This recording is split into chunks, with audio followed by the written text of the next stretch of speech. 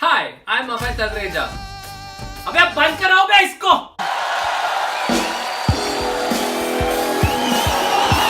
So with the start, you would have already guessed how the whole review is gonna be. So without wasting any further time, I'd like to tell you, this movie has Harshvardhan Kapoor, whom we have a lot of expectations, being a star kid and another Kapoor into the industry. We have Saiyami Kher, and we also have Om Puri in a couple of scenes. The movie is based on a Punjabi folk where Mirzya and Sahiba were supposed to be lovers, and due to some reason Sahiba betrays Mirzya. I think that's how the story is, that bit. Now, that whole story, Rakeysh, Mehra and Gulzar have tried to recreate with a new spin, with modern technologies, modern mindset, and probably in two different world zones, where one is in the past where he is on the horse with the bows and the arrows, tries to win the princess, wins the princess, and then later on the same story repeats. Similarly, in a parallel world where they grow up in Rajasthan as kids, Monish and Suchitra, they grow up together, they take each other's blame at school, they fall in love, they're very good friends, they don't realize it's love, and they get separated due to distance. Then again, when they grow up, they meet up and they still continue to be in love. And apparently, Suchitra is supposed to be married to a legit prince, but she's in love with Mirzya and Monish, and she runs away with him. And of course, we all know how it ends. So, Rakeysh Mehra tried to have a mix of between both the worlds. And this age-old technique of Rakeysh Mehra has tremendously failed in Mirzya. For a simple reason, the movie and the screenplay is super boring. Super boring.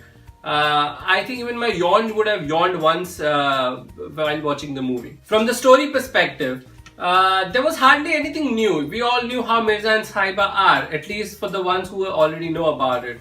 Then from the screenplay perspective, I think it was very poorly executed.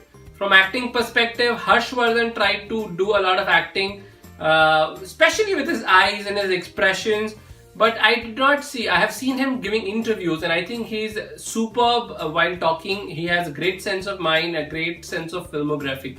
But I don't know if Rakeysh Mehra was very efficient in capturing that.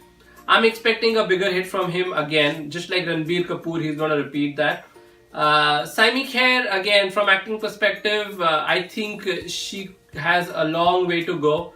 And especially in commercial cinemas, as she grew up, she has to learn a lot.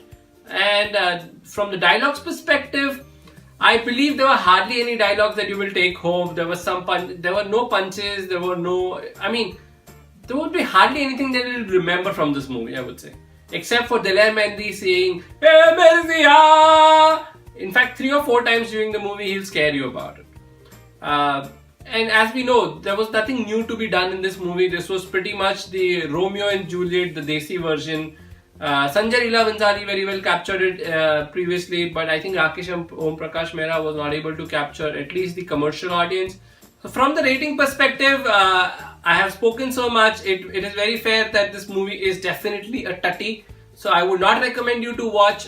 Even if it's a television, I would probably be changing channels when the movie comes along.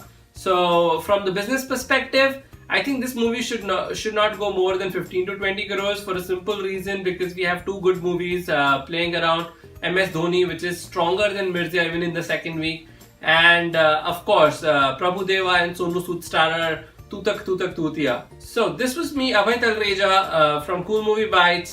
Thank you so much. Signing off. That doesn't discount me sitting in that movie for 2 hours and feeling that it was 3.5 hour movie. Trust me, Ashutosh Gowarikar movie feels good when you see Mirzya. I think this is one of the worst movies of the year for me. I wasted 2.5 hours of my lifetime onto it. I would recommend nobody to see this.